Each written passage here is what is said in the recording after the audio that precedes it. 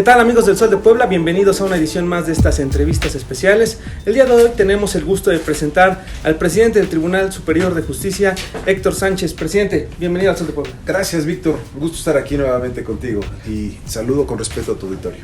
Pues entrando directamente en materia, la idea de tener esta plática, esta entrevista, es precisamente conocer el papel del Tribunal Superior de Justicia en este fenómeno que todos estamos viviendo en esta sociedad, que es el tema de la inseguridad y todos los procesos que llevan, porque al final terminan o se desencadena la final del proceso de seguridad y de impunidad, también podríamos llamar, y de sentencias, recae también en el Tribunal Superior de Justicia. ¿Qué papel juega el organismo que tú presides precisamente para en lo que es todo este sistema? Muchas gracias, Víctor. De antemano, celebro que el Sol de Puebla tenga el interés de dar a conocer a la población, a la sociedad, lo que se está haciendo y lo que se está trabajando. Tú lo acabas de decir, el Poder Judicial no es ajeno, nunca ha sido ni debe ser ajeno a los temas que implican los derechos de la gente, que implican, por supuesto, los derechos colectivos y que impactan en la seguridad. Si bien es cierto, la seguridad pasa por muchos factores, yo quiero retomar tus palabras para empezar, vamos a empezar desde nuestra cancha. Sí te puedo asegurar que sin justicia no hay seguridad. Si no hablamos de justicia, la seguridad va a ser un sueño que difícilmente vamos a alcanzar. ¿Por qué? Porque está el fenómeno de la impunidad, está por supuesto el fenómeno de la falta de estructura, de capacitación y además los retos que hoy nuestro país, tú sabes bien, tiene enfrente, como es el sistema penal acusatorio y todo el fenómeno de la oralidad. Sí. Pero regresando al punto y dándolo a conocer abiertamente a la sociedad poblana, quiero que sepas que tanto tu servidor como mis compañeras y compañeros magistrados tenemos el compromiso de demostrar el trabajo que estamos haciendo. Celebramos que hoy vivimos en el estado de Puebla una época en donde se le ha volteado a ver al Poder Judicial. Quiero ser muy puntual en esto.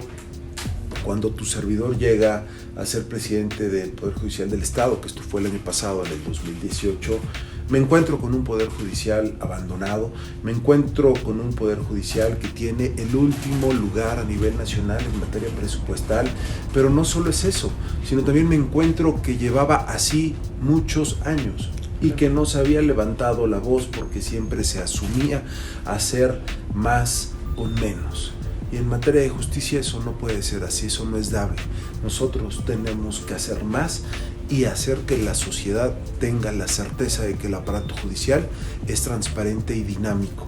No es un reto fácil, es un reto que nos va a llevar mucho tiempo y quiero que sepas que a diferencia del año pasado, insisto, donde sí lo puntualizo, debemos tener muy claro y pedirle al auditorio tengan esa esperanza presente también. El Estado está volteando al Poder Judicial. En el Poder Judicial estamos activos para fortalecernos.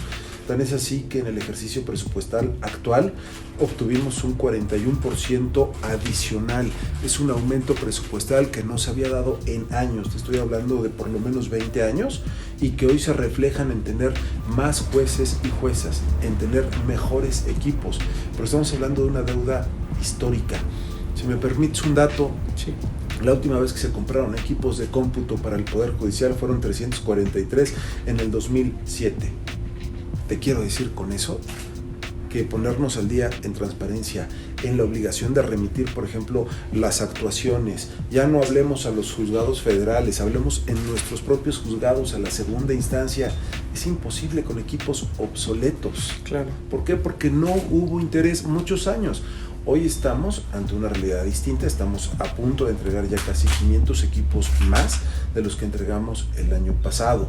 Por ejemplo, en materia de órganos jurisdiccionales, cuando tu servidor llega al Poder Judicial, ya como todos sabemos, el famoso sistema acusatorio, que se le dice por ahí sistema oral penal, que mucha gente le sigue llamando nuevo, yo les pido ya no le llamemos nuevo, tiene más de 10 años que este sistema está vigente en la Constitución, sí. Y seamos responsables, asumamos que es lo que hoy tenemos.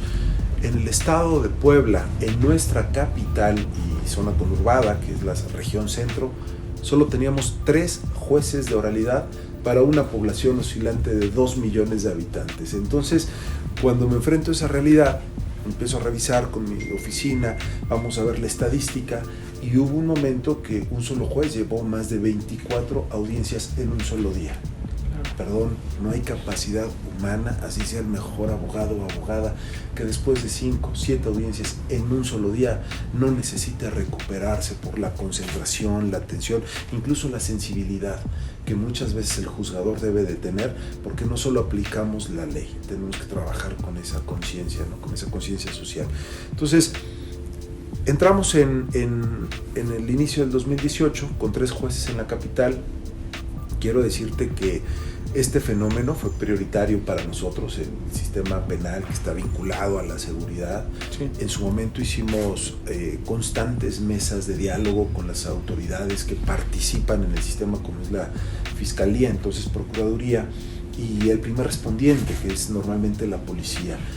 Analizábamos a ver qué está pasando, porque no solo es que teníamos 3 jueces, resulta que del 100% de los casos que nos judicializaban, el 80% o más era desestimado, es decir, se libera, es decir, la famosa puerta giratoria estaba trabajando a todo lo que daba.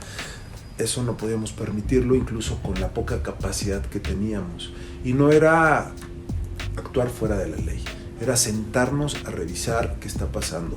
Iniciamos con un modelo que en su momento se llamaba conversatorios. Hoy es un modelo que incluso tiene ya el gobierno federal, se llaman mesas de justicia. Quiero decirte con gran entusiasmo que el gobernador Luis Miguel Barbosa ha impulsado que estas mesas de justicia las llevemos ahora a nivel estatal, cosa que vemos con muy buen ánimo, porque estoy seguro que nos va a permitir llevar este modelo a todos los rincones del estado, y en esas mesas es en donde se analiza qué pasó en cada caso. ¿Por qué no se calificó de legal? ¿Qué fue lo que falló en alguna intervención, en una detención o en el proceso ministerial con la Fiscalía? Incluso, ¿qué fue lo que pasó en el juzgado? Fue muy exigente, fue rigorista, incluso se equivocó el juez o la jueza, revisémoslo. Eso durante un año nos permitió aprender en este sistema de prueba y error, porque sí te quiero decir una cosa, es muy distinto lo que aprendemos en el aula, en las maestrías, en los doctorados, a lo que vivimos en las audiencias. Ahí es en donde se vive esta batalla cotidiana, en donde se hace valer el derecho, y después de un año logramos invertir ese 80% de desestimación legal a un 80%, incluso a veces más, de calificación de legal o correcta aplicación de la norma en el sistema penal. Como muestra, recientemente tenemos en los medios, la señora presidenta municipal hizo una manifestación que incluso en el aspecto municipal se ha llegado a alcanzar en algún momento el 94% de efectividad en la actuación del primer respondiente. Sí. Y eso es derivado de cientos de horas en donde autoridades del primer orden, de la Fiscalía y del Poder Judicial nos hemos sentado a revisar qué está pasando. Entonces, iniciamos con 3 jueces, cerramos el 2018 con 6 jueces. A lo mejor fue un exceso decir que duplicamos, obtuvimos prácticamente el 100% más de jueces, pero era real, pasamos de 3 a 6. Hoy en día en la pura capital tenemos 11 jueces. Hemos avanzado muchísimo para la situación que tenía Puebla respecto del año inmediato. Claro. Que nos falta de aquí, perdón Víctor, hacia adelante todavía mucho, me queda clarísimo también. Este panorama que tú dibujas del Poder Judicial en Puebla, digamos, recientemente la organización México Evalúa realizó un diagnóstico, ubica a Puebla como el estado con mayor impunidad, así se maneja en el estudio, al tener el menor casos resueltos de los que llegan, ¿no? Entonces, ¿cómo cambiar esa realidad? ¿Cómo cambiar esos indicadores? Porque retrata también el estudio la falta de jueces, qué se requiere, o sea, en el tema presupuestal hubo un incremento, pero es suficiente. Puebla sigue siendo de los estados con menores recursos en su Poder Judicial. O sea, ¿cuál es la ruta que debe seguir el Tribunal Superior de Justicia para poder revertir estos indicadores y esta penosa primera posición? Es correcto, el sol no se tapa con un dedo. Y no lo vamos a hacer, tenemos que afrontar la problemática, por eso lo mencioné, tenemos un problema presupuestal, sí, que hoy está avanzando y que el compromiso que por lo menos hemos podido dialogar con los señores y señoras diputadas que en el Congreso nos han escuchado, incluso con el propio Ejecutivo, es seguir creciendo. Tenemos que fortalecer la institución. Cierto es, México Evalúa nos señala que estamos en los últimos lugares, porque también nos pone a Querétaro, nos pone a San Luis, y vale la pena resaltar que tienen 3 o 4 veces más presupuesto que nosotros y con población mucho menor. Sí. El esfuerzo y el reto, y lo hablo como presidente del Poder Judicial, que en nombre de mis compañeras y compañeros jueces se hace todos los días, a veces es extraordinario. Sé que tenemos mucho que corregir, sé que hay compañeros y compañeras que tendrán que dar mayor esfuerzo y estaremos vigilándolos, pero también quiero aprovechar este espacio para hacerle un reconocimiento a la gente que integra el Poder Judicial y que con los más escasos recursos han estado dando resultados. Nos falta mucho, sí, Víctor, pero estoy seguro que el próximo año tendremos otros datos, porque esto va creciendo progresivamente. Ahora, en números, en 2018 se les fue aprobado un presupuesto alrededor de 508 millones de pesos. Es correcto. Entiendo que para este año fueron 579, un poco más. ¿Cuánto se requiere realmente el Poder Judicial para operar como debe de, para que tengan posibilidad de reducir esos indicadores? Mira, la aspiración que incluso a nivel nacional se ha presentado ya por parte de los integrantes del Senado como una iniciativa, y que hemos comentado también a nivel local, es que se cuente con un piso mínimo del 2% del presupuesto estatal para el Poder Judicial. Estamos hablando que el 2018 tuvimos el 0.6, que equivalía a 500 millones de pesos. Obtuvimos un aumento del 40% y pasamos al 0.78%. Estamos hablando un poquito más de 700 millones lo que estamos ejerciendo este año. Sí fue un incremento significativo para nosotros. Honestamente, cuando tuve el acercamiento con los señores legisladores, pues pedí todavía más, pero también la realidad del Estado no lo permite. Tiene que ser un crecimiento progresivo, tiene que ser un crecimiento incluso con la planeación adecuada. Los señores diputados me permitieron exponerles cuáles serían las prioridades. Las prioridades del Estado en materia de impartición de justicia son, por supuesto, seguridad, pero también la justicia familiar. Tenemos más del 70% de nuestros juicios en materia familiar. Entonces crecimos con jueces de lo penal. Si me permites, quiero también resaltar que por primera vez se hizo una convocatoria interna para fortalecer el número de juezas mujeres, claro, ante el número de jueces varones. Revisando nuestros datos, pues resulta que el 75% de los jueces son varones y el 25% mujeres. Claro. Y si vemos el número total de trabajadores del Poder Judicial, es exactamente al revés. El 75% son mujeres y el resto varones. Nada más que en puestos de decisión son más hombres que mujeres. Claro. Entonces, en el Consejo de la Judicatura me permití proponer, y fue respaldada por mis compañeros, una herramienta que para nosotros es una acción afirmativa para fortalecer la paridad, y establecimos por primera vez que la mitad de estos cargos tendrían que ser sí y solo sí para mujeres, y el resto para las y los mejores evaluados. Hubo quien dijo, ¿cómo van a ser 10 mujeres? Si son 10 mujeres, sí. Entonces, fue una herramienta que sí generó algunos cuestionamientos, fue una herramienta muy útil.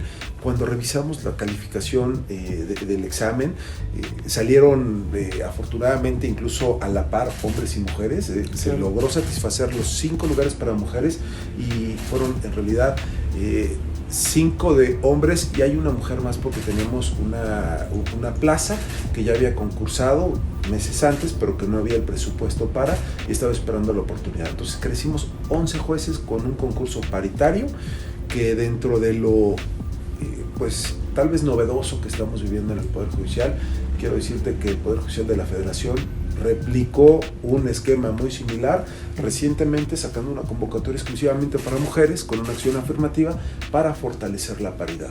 Entonces, hemos trabajado mucho en ese sentido.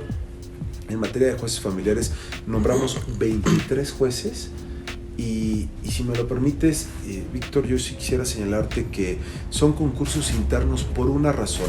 Podemos hacer concurso externo, es decir, convocatoria abierta a la población, sí, y pueden venir abogados, abogadas de otros estados de la República, gente muy capaz que seguramente en algún momento también estaremos invitando, pero por ahora nos hemos enfocado a hacer concursos internos, reconociendo que durante muchos años no se ha privilegiado la carrera judicial, reconociendo que hay gente que lleva más de 30 años trabajando en el mismo puesto con gran capacidad y compromiso y que merecían esta oportunidad. Entonces hicimos concursos internos exclusivamente para nuestro personal, obviamente que cubría los requisitos, pero además de ser un concurso interno, fue un concurso con observadores. Tuvimos observadores del Consejo de Seguridad Ciudadana para que ellos también presenciaran el desarrollo de nuestros aspirantes en las prácticas que llevamos, ¿no? Fue un examen que fue de 3 etapas, llevó una evaluación psicológica, porque es muy importante tener jueces con el perfil para juzgar, con la sensibilidad para atender si es materia familiar o penal, no solo el conocimiento, por supuesto los conocimientos es básico, pero también el examen práctico. Porque hoy la oralidad, tú sabes que es un reto que sin duda alguna no es lo mismo discutir en un salón cerrado que en una audiencia de oralidad en donde están las contrapartes y además hay un público. Ahora también, estas acciones afirmativas para generar equilibrio o generar paridad de género en el Poder Judicial se extienden también a los magistrados, porque digamos, ¿cuántos magistrados son en el Poder Judicial? Somos 25 en total, 25, 4 mujeres. Solo hay 4 mujeres, entonces así es. ¿Se va a extender no solo a jueces, sino también a magistrados? Te voy a dar una opinión personal, sí. Estrictamente personal, y asumo la responsabilidad de ello. Yo asumo que sí, pero es una facultad que compete en un momento al Poder Ejecutivo, que es quien integra las ternas que propone al Poder Legislativo. Y entonces es el Poder Legislativo quien al final decide. Entonces, yo considero que sí se debe tomar en cuenta una herramienta paritaria. Sí. Entiendo que las y los señores diputados ya lo están trabajando, pero esa parte no está en nuestra cancha. Eso pasa primero por el Ejecutivo y luego por el Legislativo. Ellos son quienes deciden a quién nombran como magistrado o magistrado. ¿Y hay resistencia en el Poder Judicial de abrir este espacio a las mujeres? Sin duda no. Sin duda no, te lo puedo asegurar. Tenemos mujeres sumamente competentes. Para muestra, recientemente el Congreso tomó protesta a la magistrada Emma Peralta, quien era magistrado suplente del magistrado con licencia Ricardo Velázquez, y lo celebramos en primera porque es mujer, en segunda porque tiene una larga carrera judicial y porque creo firmemente que estos espacios son un impulso para el personal que integra el Poder Judicial. Ahora también, hace un momento mencionabas el tema del número de jueces que han ido creciendo poco a poco.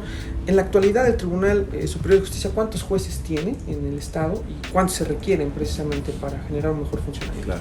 Bueno, decirte que cuando llegamos teníamos 74 jueces, hoy estamos en 128 y por supuesto necesitamos por lo menos triplicar. Quiero mencionarte que estamos proyectando ya el ejercicio presupuestal 2020. Esto sin duda será motivo de sentarnos para ver las capacidades presupuestales del Estado, pero también con entusiasmo y con esta apertura que nos ha dado el titular del Poder Ejecutivo. Hemos platicado algunas reformas legales para trabajar sobre lo que es la justicia de proximidad.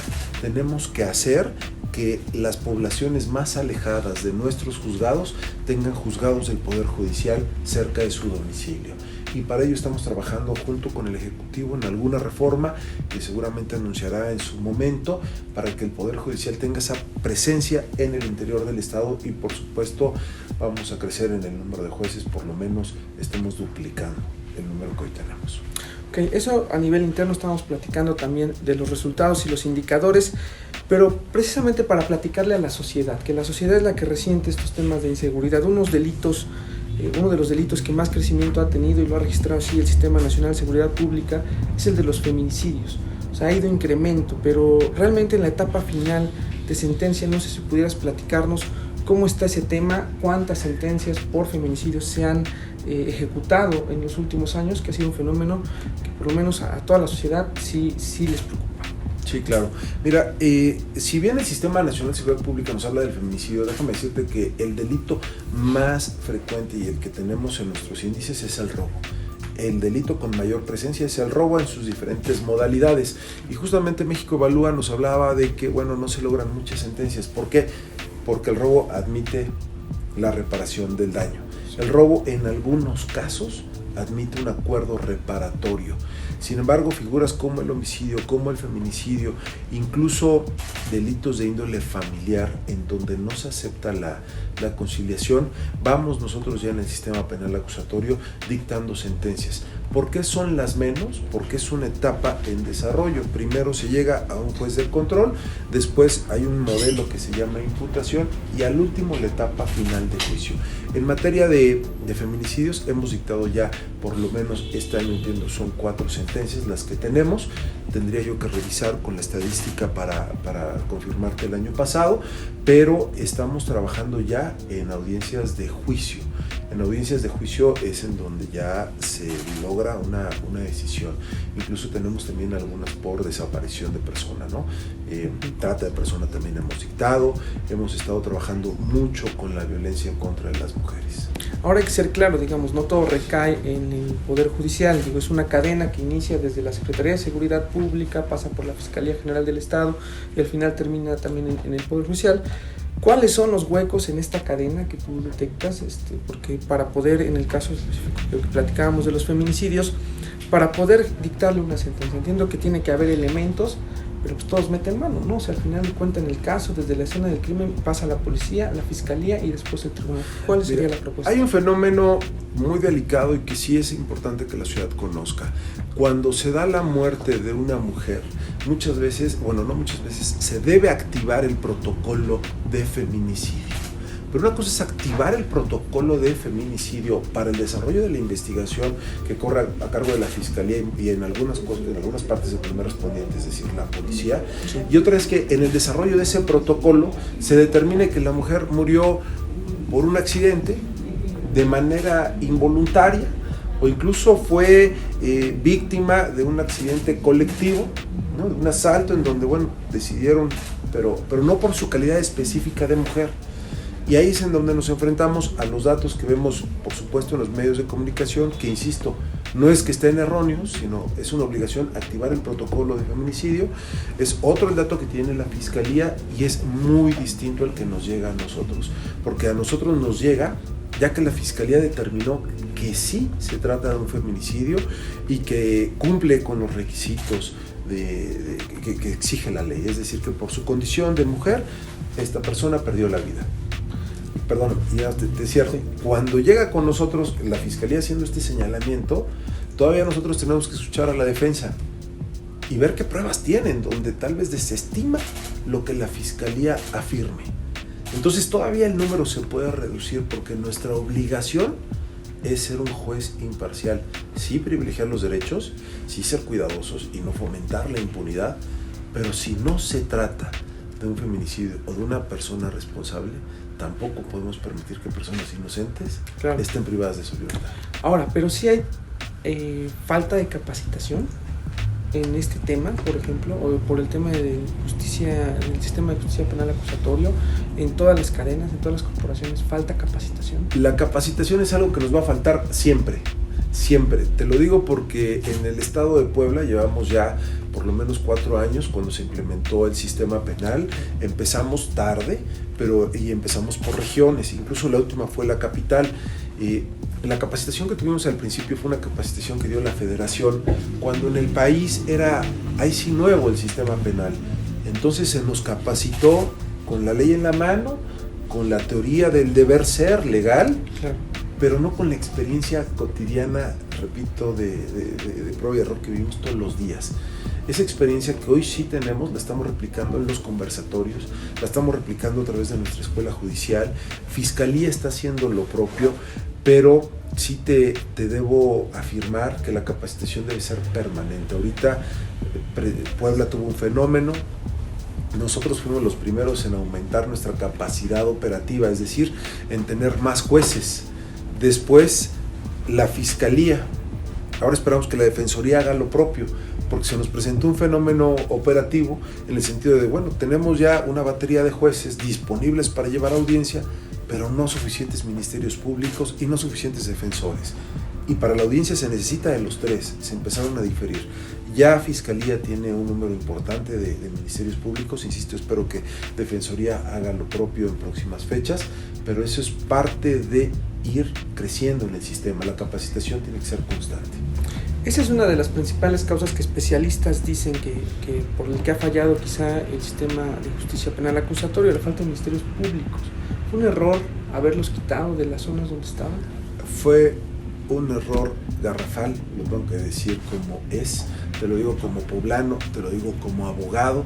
Tuve la experiencia de llevar mi profesión de manera privada muchos años y no tener ministerio público en la región es una de las peores violaciones al acceso a la justicia. Hoy sé que el Estado está comprometido, la Fiscalía, el fiscal general don Gilberto ha hecho grandes esfuerzos, incluso recientemente en Huejotzingo inauguramos unas nuevas instalaciones donde ellos también se suman para recibir denuncias y entiendo que ese fenómeno se va a revertir. ¿Qué tiempo se esperaría para que pudieran revertir esta mala decisión? No podría darte ese dato porque corresponde a la Fiscalía, pero sí te reconozco que es un fenómeno en donde tenemos que tener otra conducta.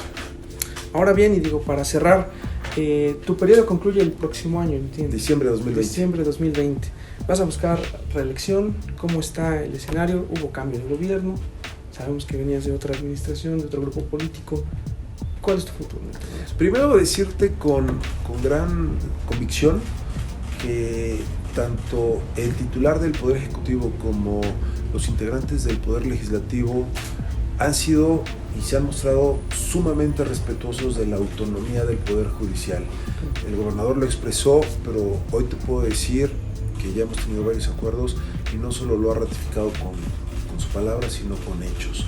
Eso nos permite al Poder Judicial dedicarnos a lo que nos corresponde, que es a administrar e impartir justicia.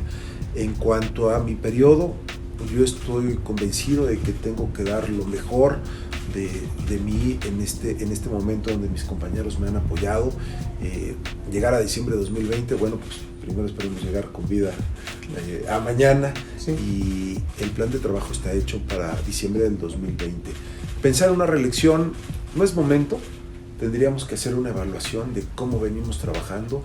Yo quiero entregar cuentas claras al cierre de este año y al cierre del siguiente.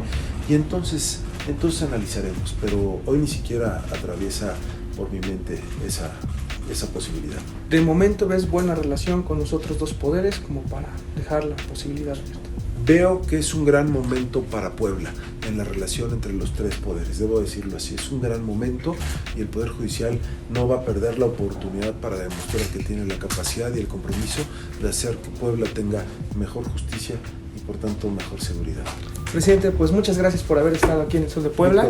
Gracias a todos los que nos ven, les pedimos estar pendientes de esta entrevista en su edición impresa, también en www.elsoldepuebla.com.mx y en redes sociales. Mi nombre es Víctor Hugo Juárez, nos vemos en la próxima entrevista.